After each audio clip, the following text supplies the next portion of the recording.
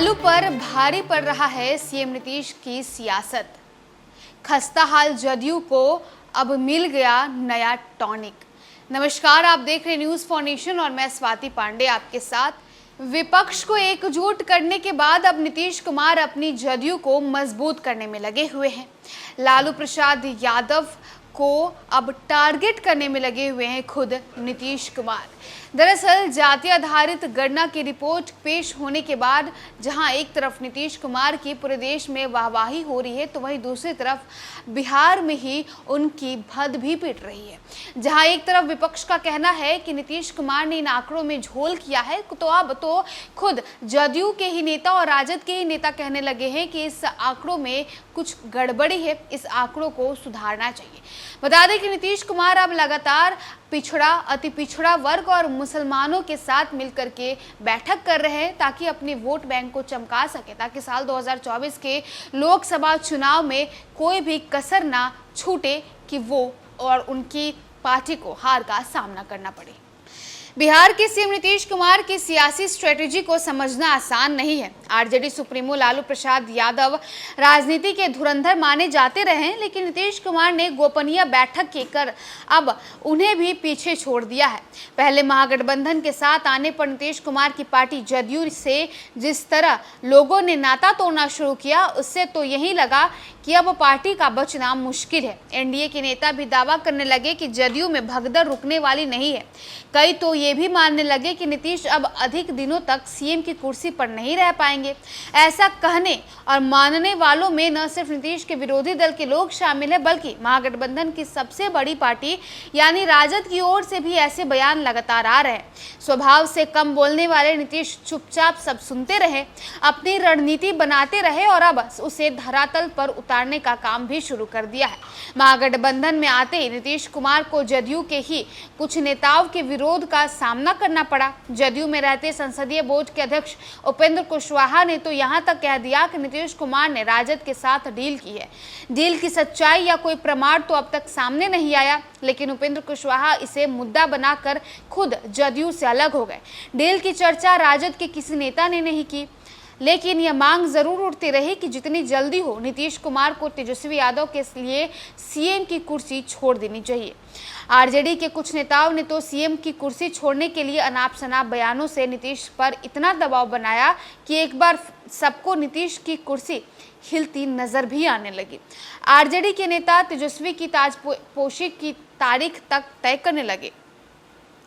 नीतीश ने इस पर कोई प्रतिक्रिया जाहिर किए बगैर नालंदा की एक सभा में तेजस्वी की मौजूदगी में घोषणा कर दी कि अगला यानी 2025 का विधानसभा चुनाव के नेतृत्व में ही लड़ना है, यानी तेजस्वी यादव के नेतृत्व में लड़ना है। उसके बाद से तेजस्वी को तुरंत सीएम बनाने की मांग धीमी पड़ गई। बिहार में जाति सर्वेक्षण की मांग सबसे पहले राजद के नेता तेजस्वी यादव ने उठाई थी। इसके लिए उन्होंने नीतीश कुमार से मुलाकात की। नीतीश ने भी उनकी मांग पर सहमति जता दी।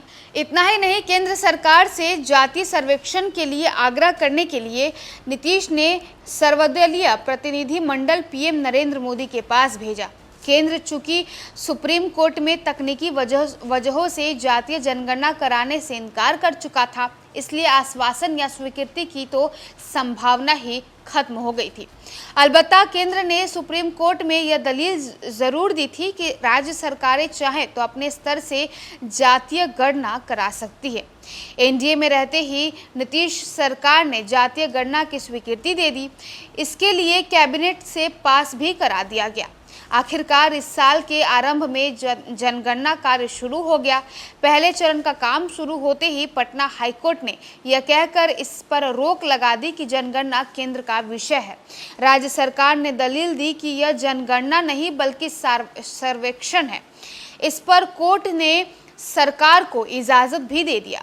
फिर मामला सुप्रीम कोर्ट तक पहुंच गया। सुप्रीम कोर्ट की सुनवाई अगली तारीख के पहले ही नीतीश सरकार ने जातीय सर्वेक्षण पूरा कर लिया और आंकड़े भी जारी कर दिए। इस तरह राजद के मुद्दे को नीतीश ने अब पूरी तरह अपना बनाकर भुना लिया। बता दें कि अब जातीय सर्वेक्षण की रिपोर्ट आने के बाद हर जाति की आबादी सार्वजनिक हो गई है। बिहार में दलितों, महादलितों की आबादी लगभग 20% है। अत्यंत पिछड़ा वर्ग की आबादी 36.01%, पिछड़ा वर्ग की आबादी 27.12%, अनुसूचित जाति की आबादी 19.65%, अनुसूचित जनजाति की आबादी 1.68% और सवर्ण जाति की आबादी 15.52% है। नीतीश की कोशिश है कि मुसलमान जाति के वोट हर हाल में महागठबंधन को मिल जाए। असदुद्दीन ओवैसी की उभार पर अंकुश लगाया जा सके। उतना ही नहीं, दलित जातियों को भी अपने पाले में करने की नीतीश गोटी बिछा रहे हैं। दलित समुदाय से आने वाले मुसहर जाति की आबादी 3% से अधिक है, जो पासवान जाति की आबादी के लगभग बराबर है। यही वजह है कि नीतीश ने जीतन राम मांझी को पटाने के लिए जाल बिछाना शुरू कर दिया है और गोपनीय मुलाकात भी शुरू हो गई है। नीतीश कुमार को विपक्ष का पीएम फेस बताने की शुरुआत सबसे पहले राजद ने की थी। राजद के प्रदेश अध्यक्ष जगदानंद सिंह ने तो ये भी कह दिया था कि लालू यादव ने नीतीश को जीत का टीका लगा दिया है। जदयू के राष्ट्रीय अध्यक्ष राजीव रंजन उर्फ ललन सिंह के अलावे मंत्री श्रवण कुमार और दूसरे नेताओं ने भी नीतीश को पीएम पद के सर्वथा योग्य बताना शुरू कर दिया। हालांकि नीतीश को मालूम है कि उनकी राह में सबसे बड़ा रोड़ा कांग्रेस अटकाएगी, इसलिए नीतीश ने अपनी अघोषित रणनीति के तहत खुद को पीएम पद की रेस से बाहर कर लिया है। विपक्षी एकता के शुरुआती प्रयासों के बाद उन्होंने अपने को समेटा और अब जदयू को मजबूत करने में लग गए हैं। नीतीश को शायद अब भी उम्मीद है कि बेमन से इनकार के बावजूद उनके कामों में शायद विपक्ष के पीएम उम्मीदवार के लिए उनके नाम पर सहमति बन जाए। ऐसा माना जाता है कि नीतीश कुमार बोलते नहीं बल्कि करके दिखाते हैं। रणनीति उनके मन में चलती रहती है, इसके लिए वो प्लानिंग भी तैयार करते रहते हैं और इसी के तहत नीतीश कुमार अब लगातार बैठकें भी कर रहे हैं। गोपनीय बैठक हो रही है, गोपनीय मुलाकात हो रही है अति पिछड़ा वर्ग के नेताओं के साथ, पिछड़ा वर्ग के नेताओं के साथ, मुसलमानों के साथ नीतीश कुमार लगातार बैठक कर रहे हैं। इतना ही नहीं, बात ये भी आ रही है कि जीतन राम मांझी जब से महागठबंधन छोड़कर एनडीए में शामिल हो गए हैं, अब नीतीश कुमार गोपनीय तरीके से जीतन राम मांझी से भी मुलाकात कर रहे हैं कि किसी भी तरह उन्हें पटा लिया जाए, उन्हें एक बार फिर से महागठबंधन में शामिल कर लिया जाए, ताकि मुसहर समाज का जो वोट है वो एनडीए के पाले में ना जाके बल्कि महागठबंधन के पाले में ही आ जाए। फिलहाल नीतीश कुमार के इन तमाम प्रयासों का नतीजा क्या होगा, 2025 में क्या होगा, ये तो साल 2025 ही तय करेगा। फिलहाल इस खबर में बस इतना ही। और वीडियोस अपडेट्स के लिए आप देखते रहिए।